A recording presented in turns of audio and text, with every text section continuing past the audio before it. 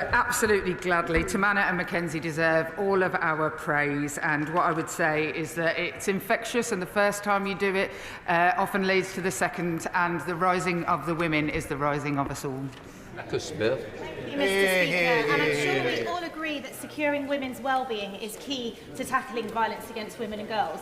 So can the Minister assure women across my South West Devon constituency and across the country that, having promised to prioritise women's health, that the Labour government is committed to continuing the previous Conservative government's work to ensure that there is a women's health hub in every integrated care board to ensure holistic support for women? Minister. My Minister to my left tells me that they are in 9 out of 10 already, and what I can assure her is that I am working very closely with the Department of Health on the Violence Against Women and Girls strategy, because actually there are real gaps in how domestic abuse, sexual violence and other related abuses are dealt with by our health services, and it will form an absolute fundamental part to both protection and prevention. Lock up. And can I thank the Minister for her answers, and can I thank her for her ongoing engagement on this issue with the people in Northern Ireland. The name Natalie McNally will mean much to the Minister.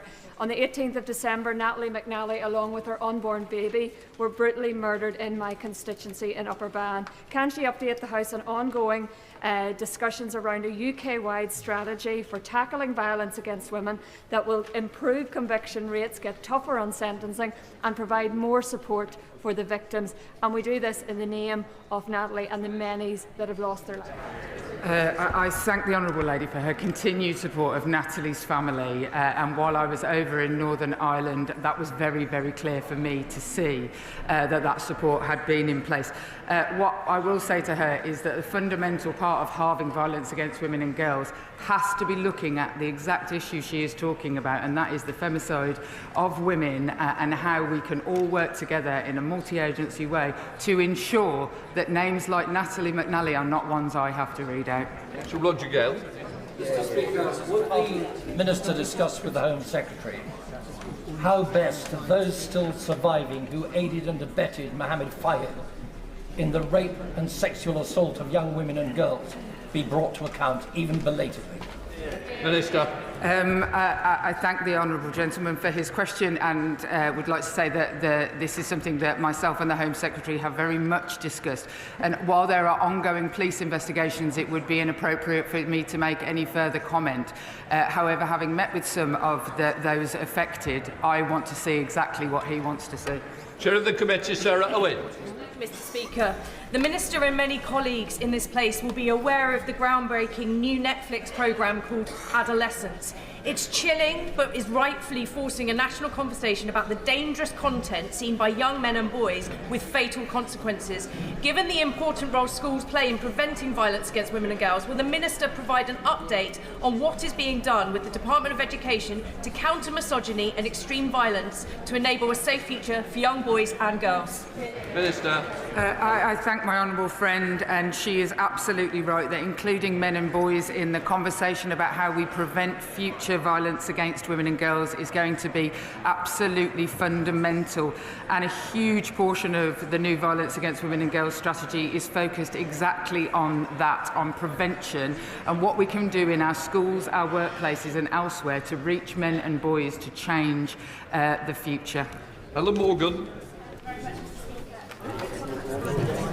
Constituency who are victims of domestic violence, and their partners continue to exert control over them through the family court process and the presumption that they will be able to access their children. Will the Minister meet with me or inform me what she's doing with the Department of Justice to help those women escape that control? I work hand in glove with my counterparts in the Ministry of Justice on the Violence Against Women and Girls strategy, and I have long-standing concerns, as she has, around the presumption of contact and the issue of the family court. It will form part of reforms and is currently being looked into. I will gladly meet with her. Secretary of State, Ms Davis. In January, the Labour government committed they would be assisting 5 local inquiries, including one in Oldham, into grooming gangs and rape gangs. Mr. Speaker, now 2 months on,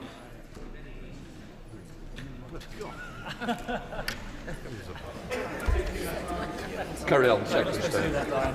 should know better than that. In January, the Labour government committed they would be assisting 5 local inquiries, including one in Oldham, into grooming and rape gangs. Mr. Speaker, now 2 months on, we've had no update from the government about the other locations. So in which towns can women and girls now sleep safely in their beds? And when and where are the other 4 inquiries going to take place?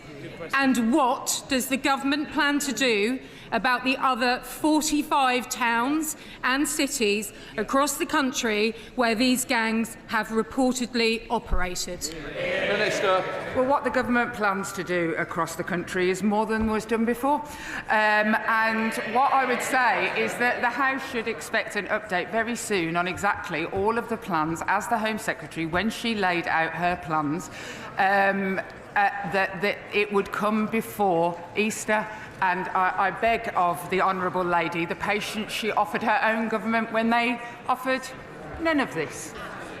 We come to Topical Charlotte Nettles. Thank you, Mr. Speaker. According to research, 52% of topical one. Topical. Thank you, Mr. Speaker. Mr. Speaker, this government celebrated International Women's Day and Women's History Month by accelerating action to change women's lives. This means greater opportunities in the workplace, ensuring our streets are safe for women and that we have better public services for our women and their families. Harnessing the talents and skills of all women will boost our economy. A 5% increase in employment amongst women could boost the UK economy by up to £125 billion. Women's equality is at the heart of our plan for change and will drive economic growth for everyone. Charlotte Nettles.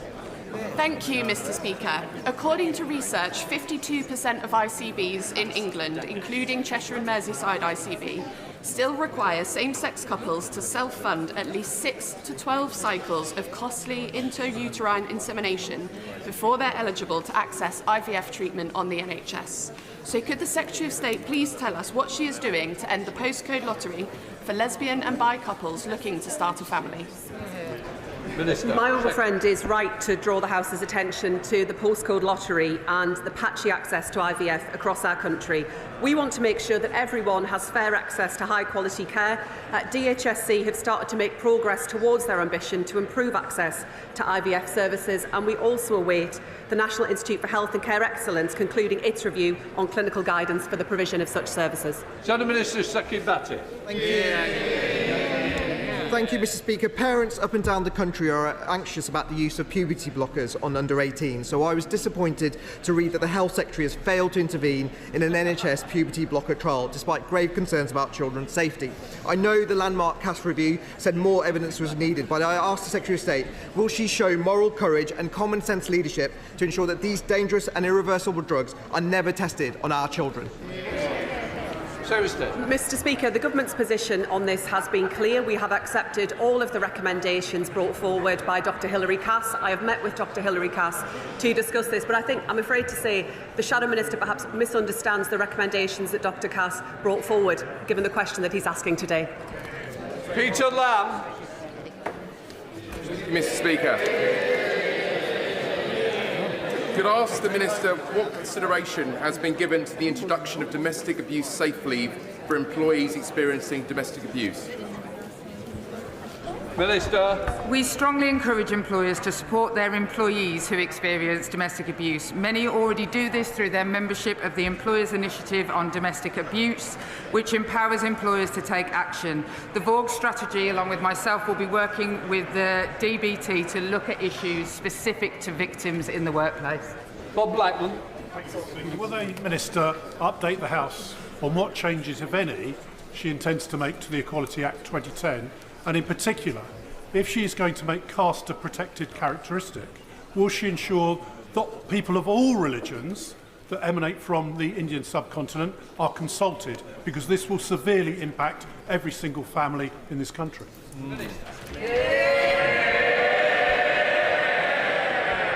Mr. Speaker, we have no plans to change the Equality Act, as my honourable friend set out earlier through the new race engagement group being led by Baroness Lawrence. We will consider any such questions, such as the ones that he identifies.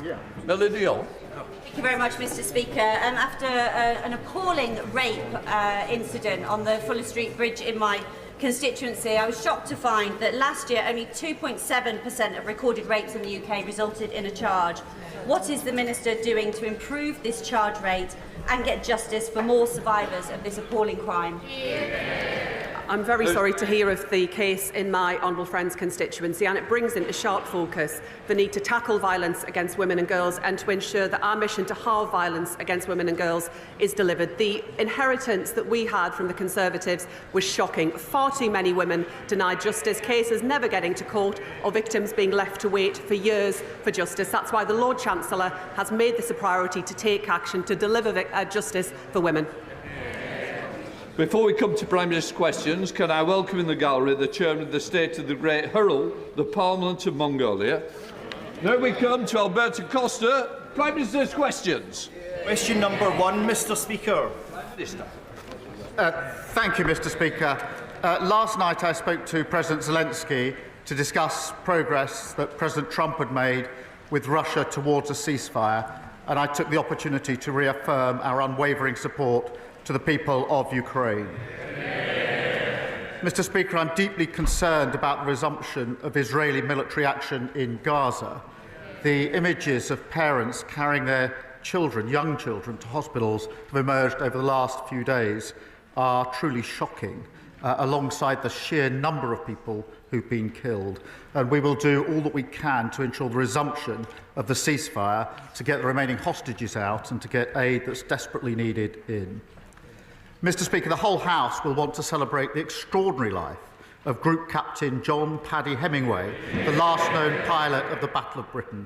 The courage of his generation, the fearlessness, sense of duty and service secured our freedom, and we will never forget them. Mr. Speaker, this morning I had meetings with ministerial colleagues and others. In addition to my duties in this House, I shall have further such meetings later today. Alberto. Thank you, Mr. Speaker. Brain tumours kill more children and those under the age of 40 than any other cancer.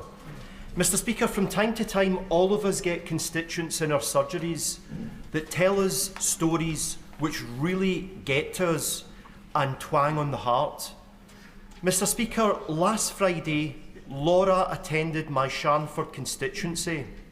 She told me of the tragic death of her 6-year-old, energetic, loving son, Talon, from a brain tumour. All that she asked, Mr. Speaker, is that I raise this matter nationally, and I'm doing that now.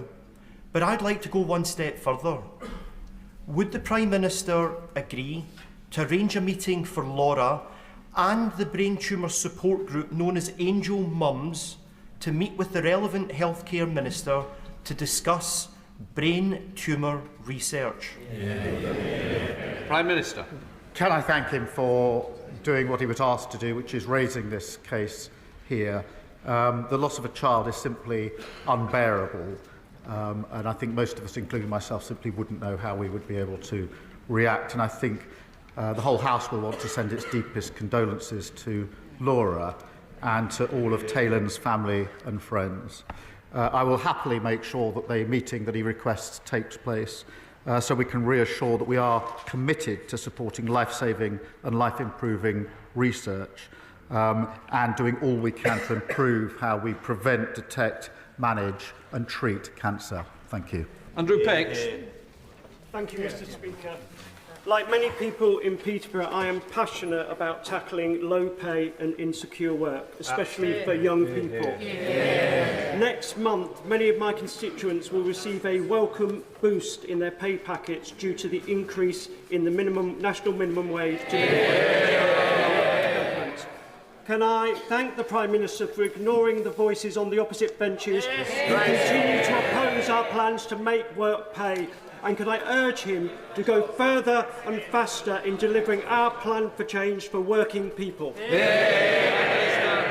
Well, I thank him. He's a superb job for Peterborough, and we're proud that our Employment Rights Bill is tackling the cost of insecure work, and we're delivering that pay rise for 3 million of the lowest paid. We know the Leader of the Opposition opposes all that. She thinks the minimum wage is a burden and that maternity pay is excessive. It's the same old Tories. They opposed the minimum wage in the first place. They've learned absolutely nothing. Leader of the Opposition, Kemi Badenoch. Mr. Speaker, the Chancellor claimed that her budget was a once-in-a-Parliament reset. So why are we having an emergency budget next week? Mr. Speaker, we have delivered record investment into this country. We've had 3 interest rates cut in a row, and wages are going up faster than prices, which is a massive cost of living boost. That's after only 8 months, after 14 years of absolute failure. What do they do? Interest rates 11%. Massive 22 million black hole in the economy. They crashed the economy. We're rebuilding Britain. Mr. Speaker, he knows why we're having an emergency budget, because since the last one,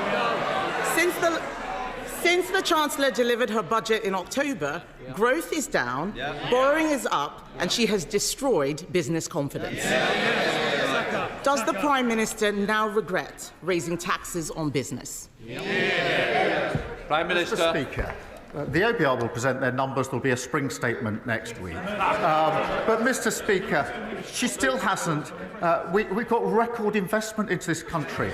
Interest rates have been cut, and she talks about national insurance. We had to fill the 22 billion black hole that lay there.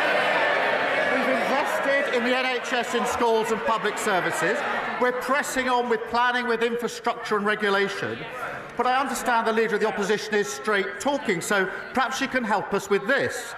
Is she going to reverse the next increase?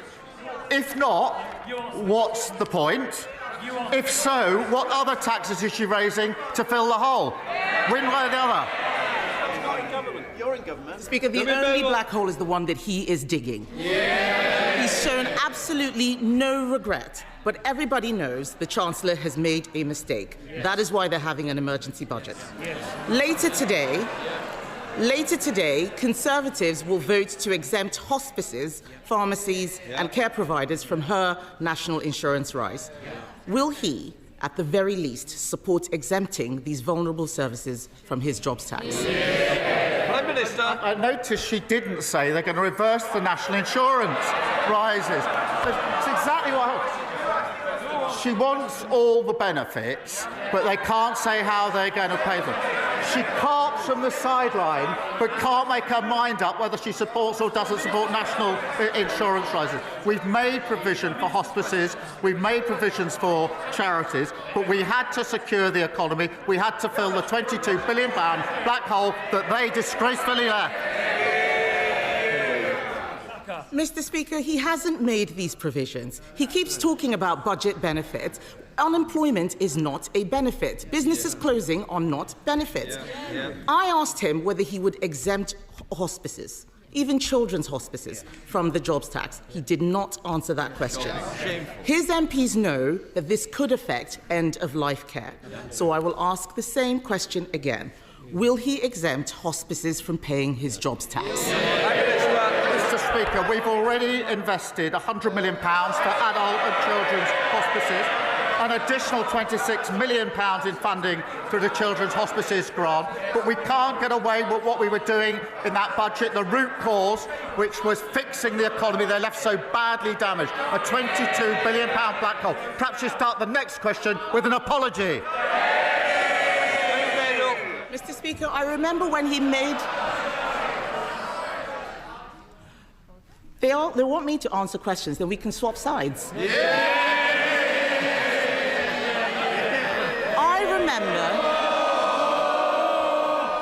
I remember when he made that announcement. He's forgotten, because the money he's referring to for hospices is for buildings. It is not for the salaries hit by the jobs tax.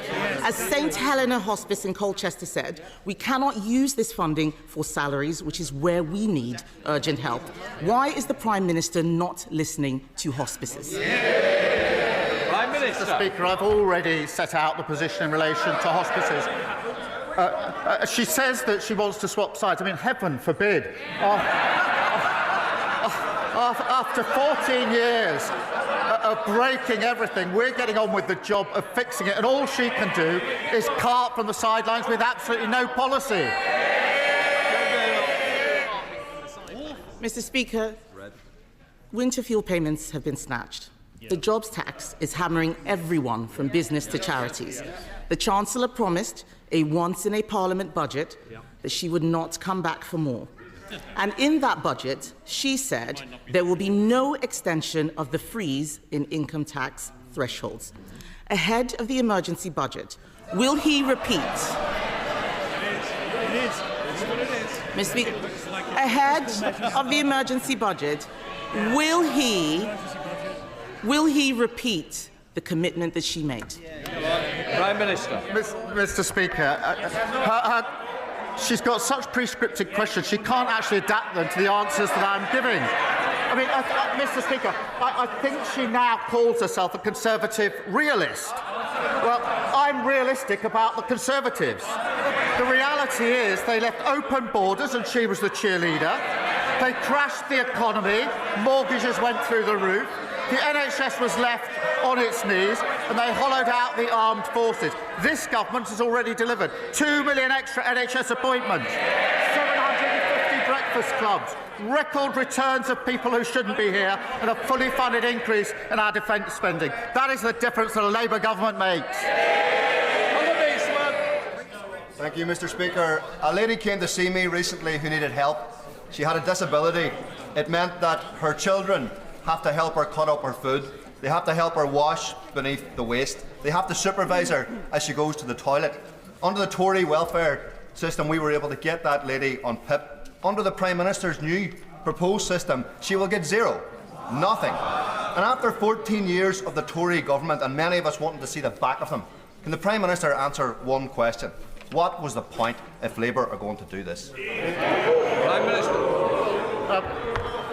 Mr. Speaker, I've lived with the impact of a disability in our family through my mother and brother all my life. I do understand the human impact of this, but the current system is morally and economically indefensible, and we're right to reform it, and nobody should be defending the broken status quo. We are proceeding on three principles: that if you can work, you should work.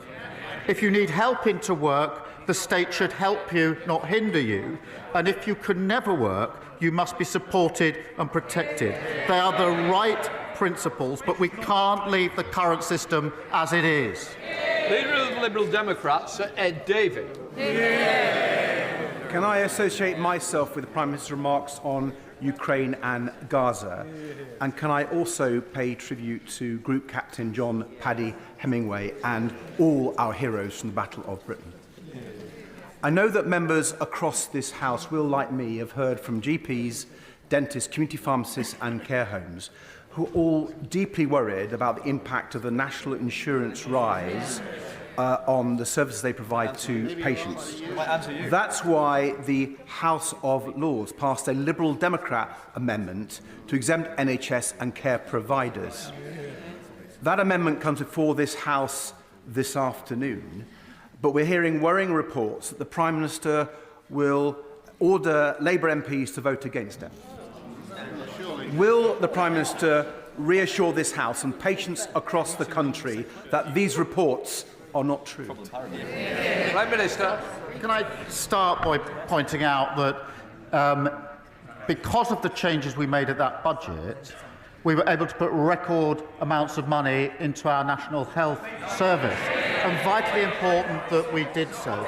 And it isn't right to simply oppose the measures we had to take to raise the money and at the same time say, as the honourable gentleman does, that he wants the benefits of the increase in funding to the NHS. The two can't sit together. We have already invested an additional £3.7 billion of funding into social care, including £880 million to increase the social care grant. So we are taking steps. But the basic point remains, which is we can't make the investment into the NHS if we don't raise the money. And you can't simply oppose any raising of money and at the same time welcome the money into the NHS. Ed Davey. That reply. and I hope he and the Chancellor will think about taking money from the NHS ahead of the spring statement and reverse it. Now, Mr. Speaker, I'd like to turn to the issue of illegal hair coursing.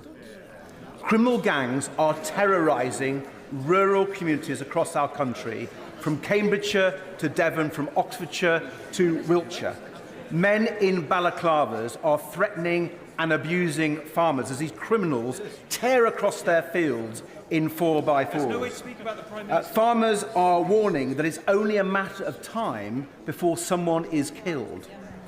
So does the Prime Minister agree with me that we must act urgently against this appalling criminality? And will he back our calls for a comprehensive rural crime strategy so we can not just stamp out hair coursing, but keep our rural communities safe from all crime?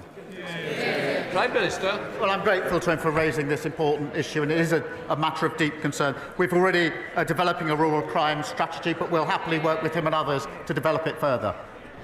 Lawrence Turner. Northfield are deeply concerned about the scourge of knife crime, and I pay tribute to the professionalism of West Midlands Police for their response to these horrendous attacks. But there are still 1,200 fewer police officers and PCSOs in the force than in 2010. A new bid has been submitted to the Home Office for 150 more officers. Will he look at this issue so that the police can do more to keep our streets secure and safe? Prime Minister. Well, can I join him in commending the West Midlands Police for keeping his community safe?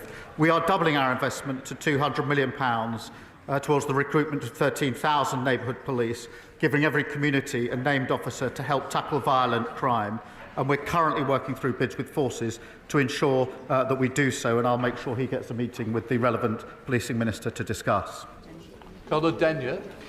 Mr. Speaker, we have a deeply unfair, unequal economic system where vast numbers of people are struggling, yet billionaires are getting richer and richer.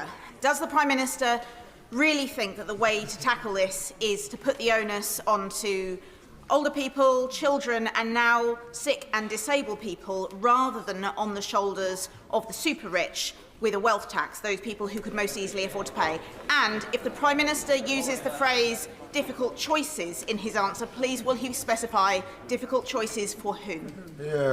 Well, Prime Minister. Mr. Speaker, we do have a proportional tax system, and we have raised tax on the wealthiest under this government. But her advice would count for a bit more if their manifesto hadn't been a recipe for £80 billion of extra borrowing. That is to do exactly what Liz Truss did to the economy, and that doesn't help any of the people that she's claiming to support.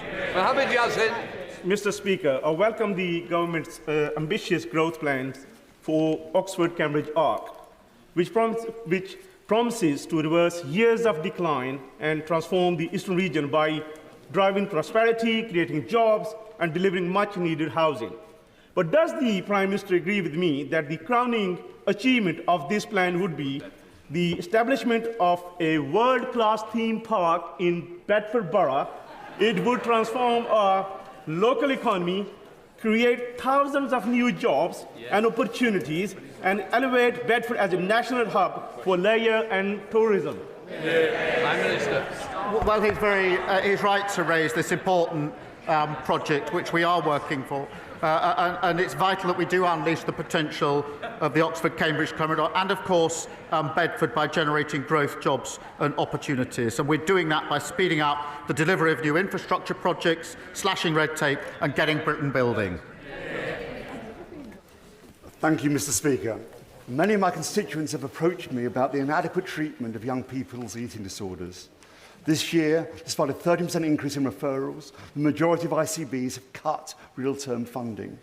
Currently, as I've seen in my own family and my weekly surgeries, those who reach out for treatment are told, in effect, come back when you're thinner, increasing both the human and financial costs of treatment.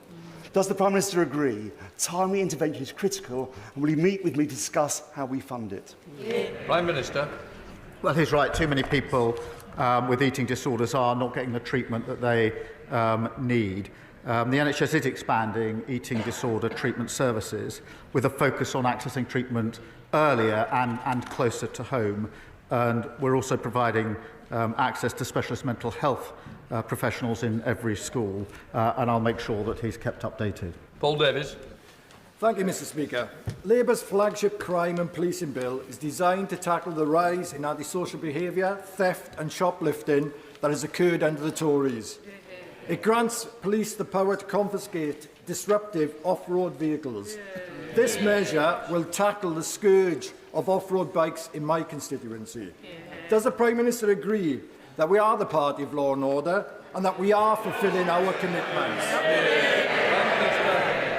Mr. Speaker, it's totally unacceptable for anyone to feel intimidated or unsafe due to the actions of reckless and selfish individuals.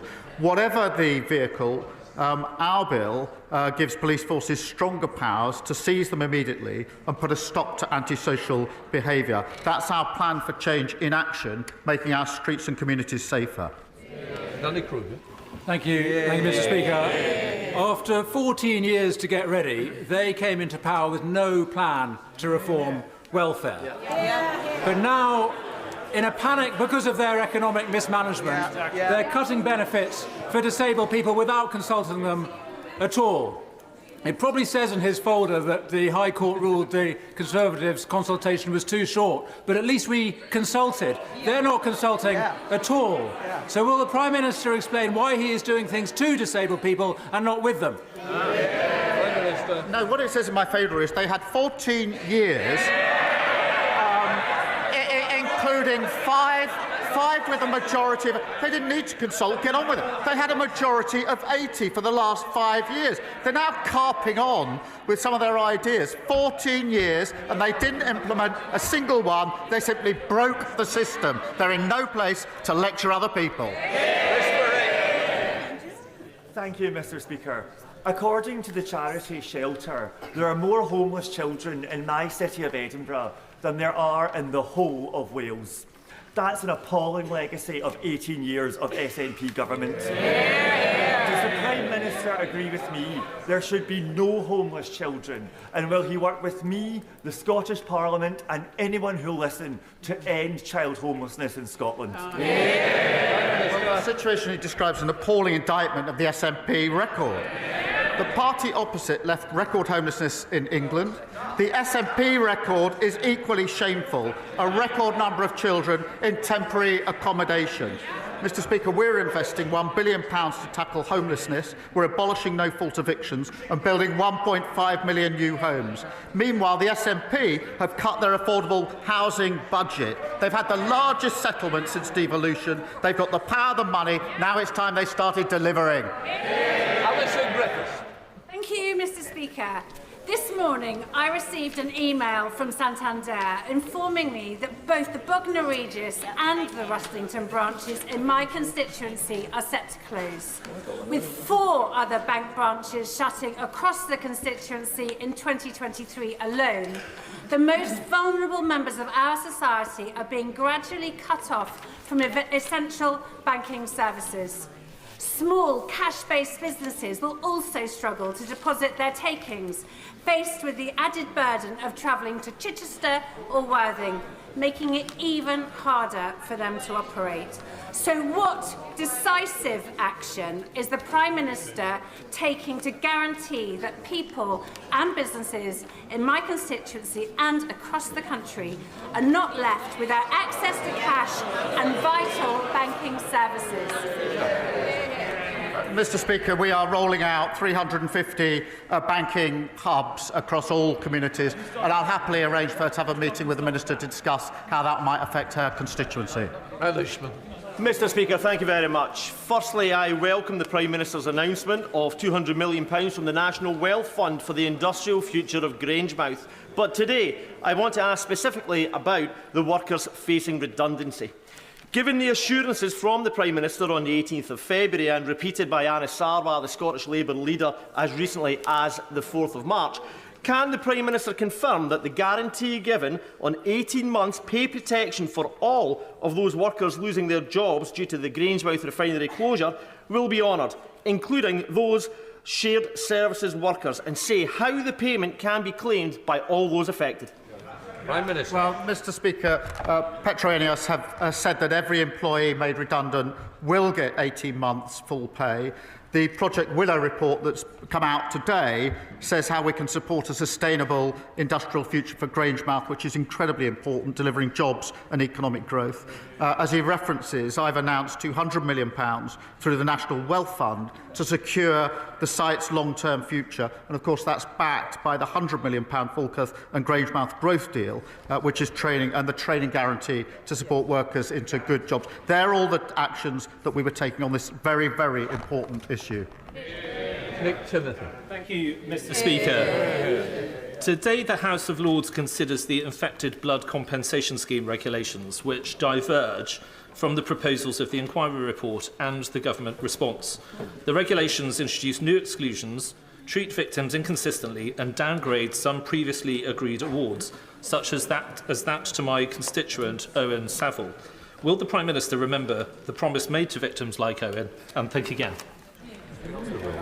Well, the victims of this scandal have suffered unspeakably, and I'm pleased that at the budget we set aside the £11.8 billion to compensate them in relation to this appalling scandal. I would gently point out that the party opposite was committed rightly to this compensation but didn't provide a single penny in the column to pay for it. The Infected Blood Compensation Authority has been established and began to make payments last year. Over £1 billion interim payments have been made, and we do remain completely committed to cooperating with the inquiry and acting on its recommendations. Elise Midgley. Thank you, Mr Speaker. Everyone is talking about Adolescence, the series by Knowsley's own Stephen Graham and Christine Tamarco. It highlights online male radicalisation and violence against girls. The creators of the show are calling for screenings in Parliament and schools to spark change. So will the Prime Minister back this campaign to counter toxic misogyny early and give young men the role models they deserve? Yeah. Prime Minister. Yes, and at home we are watching Adolescence with our children. I've got a 16-year-old boy and a 14-year-old girl, and it's a very, very good documentary to watch, or drama. This violence carried out by young men, influenced by what they see online, is a real problem. It's abhorrent, and we have to tackle it. We are putting in specialist rape and sexual offences teams in every police force, doing work on the 999 calls. But this is also a matter of culture that I think it's important that across the whole House we tackle this emerging and growing problem. Helen Maguire. Thank you, Mr Speaker. The Liberal Democrats have long called for a UK-EU youth mobility scheme, and polling has repeatedly shown that the majority of Brits support this idea, including my constituents in Epsom and Ewell. A well-structured and controlled scheme would show that the government is serious about providing opportunities for young people and backing British business. So will the Prime Minister stop sitting on the fence and finally commit to a youth mobility scheme? Well, Mr Speaker, we are working closely with our European colleagues and the EU in particular, and we are working to a reset of the relationship. We won't be returning to freedom of movement. I've made that repeatedly clear, but we're making good progress. Lauren Edwards. Thank you, Mr Speaker. The previous government failed to properly support further and adult education over the last 14 years. And in contrast, the Prime Minister's personal commitment to technical qualifications has been encouraging. Last year's budget provided a welcome boost to some parts of the sector, but need and demand is outstripping available funding. Skills are crucial to the government meeting its missions to deliver economic growth, build 1.5 million homes, and to transition to a green economy. Can the Prime Minister provide reassurance that the funding model will be reviewed so that we won't see colleges having to turn people away who want to gain the skills that our country so desperately needs? Prime Minister. Well, she's right. Further education plays a critical role in giving young people the skills and confidence that they need, and of course the training we need for the future. We are investing £400 million on education for 16 to 19-year-olds this year, and our levy-funded growth and skills offer will create jobs in key industries, and I can assure her that the funding will deliver enough places for young people. John Cooper. Mr Speaker, thank you. large spending announcements for defence would make you think that Britain is marching as to war, but the MOD is bimbling along with procurement systems better designed for peacetime. Will the Prime Minister use his good offices to bring British industry into this fight, and quickly? Prime Minister. Yes, but they did leave a bit of a mess that we are clearing up, having hollowed out our armed forces and having not made the necessary investment that we needed in our defence. We've announced the largest sustained increase since the Cold War of 2.5% by 2027 and 3% in the next Parliament, subject to economic circumstances. So yes, we are getting on with the job and clearing up the mess that they left. Thank you, Mr. Speaker. My constituency, Stratford and Bow, has the greatest number of high-rise buildings with dangerous cladding in the country. On Friday, I visited Stratford Fire Station. Our brilliant local firefighters told me that 77 high-rise buildings in Newham and 165 high-rise buildings in Tower Hamlets are covered in hazardous materials, many of them deemed unsafe. Thousands of my constituents have been calling for justice for years. Can the Prime Minister tell me what the government is doing to ensure that private developers are held to account for the dangerous cladding on the high-rises that they have built? Prime Minister. Well, she's right. Remediation has been far too slow, and everybody deserves a safe and secure home. We've signed a contract with 54 major developers who will pay for or fix over 1,700 buildings, and we're accelerating that progress. We will take tough action against those who evade their responsibilities. We will recover taxpayers' funds and make sure those responsible pay up and fix unsafe buildings quickly. Lee Anderson. Thank you, Mr. Speaker. I come to this chamber, Mr. Speaker, every week to ask sensible questions, and I expect sensible answers. But all I get is glazed expressions and waffle from the opposite benches. So Mr. Speaker, I want to ask the Prime Minister a very simple question on behalf of all the net zero sceptics. If we became net zero tomorrow, by how much would it reduce the Earth's temperature by? Simple question. Minister. Mr. Speaker, net zero is of course not easy, but it's a huge opportunity to boost our growth, our jobs and our economy. And so he knows my views on that. But you know, he complains that I've better ideas if they stop fawning over Putin. And I understand the member for Clacton wants to be Prime Minister. He can't even lead a party that fits in the back of a taxi. Anna Dixon. Thank you, Mr. Speaker. 1 in 5 disabled people in social housing and 1 in 3 disabled private renters live in inaccessible housing. One of my constituents with severe fibromyalgia and PTSD lives on a first-floor flat with no lift access. As we build the 1.5 million new homes that this country needs, will the Prime Minister ensure that they are built to be accessible and adaptable so disabled and older people can live independently for generations to come? Prime Minister. She's right. Everybody needs to be able to access a home that is suitable for them and meets their needs. The planning rules, Mr. Speaker, already mean councils must consider the needs of disabled people when planning new homes. We will go further, setting out our policies on accessible new homes very shortly, and we're boosting the Disabled Facilities Grant by £172 million, helping more people make vital improvements and live independent lives. Lee Dillon. Thank you, Mr. Speaker. Despite Ukraine being the victim in Russia's illegal aggression, President Zelensky has shown leadership to his people by committing to the US plans for a ceasefire. However, it's clear that Putin is playing for time and still carrying out daily attacks on Ukrainian people.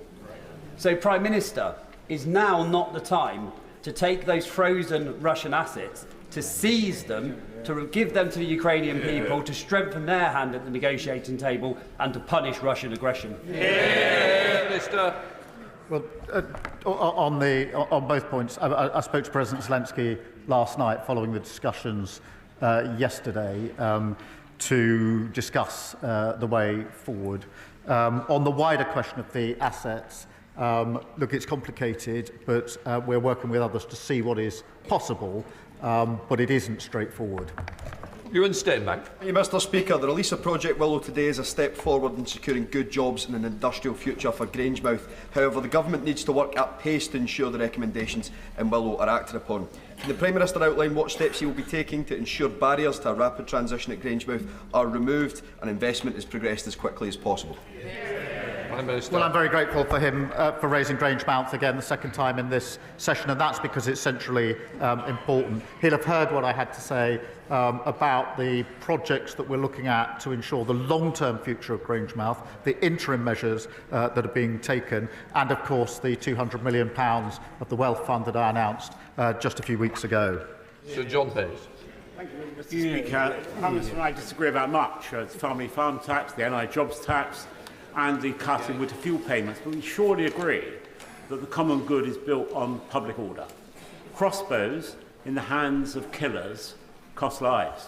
They cost the lives of 3 innocent women last year. Now, the previous government launched a consultation over a year ago on the regulation of crossbows, their sale and use, and we've heard nothing since. They are as powerful as guns, as silent as knives. Will the Prime Minister agree for one of his ministers to come to the House before Easter to give us a clear instruction about what the government intends to do before any more lives are lost? Well, I thank him for raising this, and he's right to do so. It's a shocking issue, and the case he refers to is a truly shocking case. I think that's agreed across the House. We are working on this, and I'll make sure that he gets an update to ensure that he's across the detail of what we're doing. Final question, Diane Abbott. Most members of this House will be aware that the welfare system can be a nightmare to navigate and does indeed need reform. But could we have less of this rhetoric about his £5 billion package of disability benefit so-called reform being moral?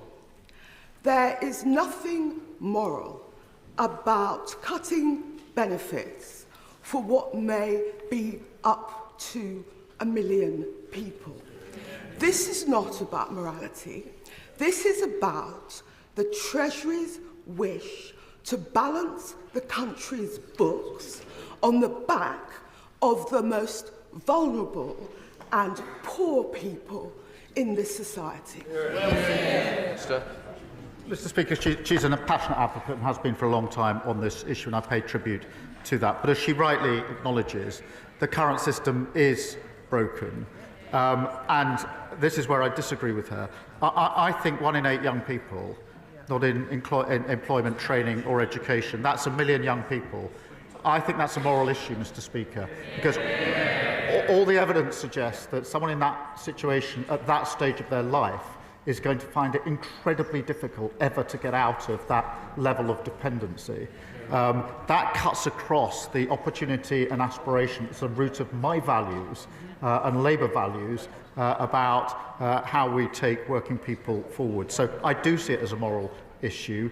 I'm not going to turn away from that. I am genuinely shocked that 1 million people, young people, are in that position, and I'm not prepared to shrug my shoulders and walk past it. That completes Prime Minister's questions.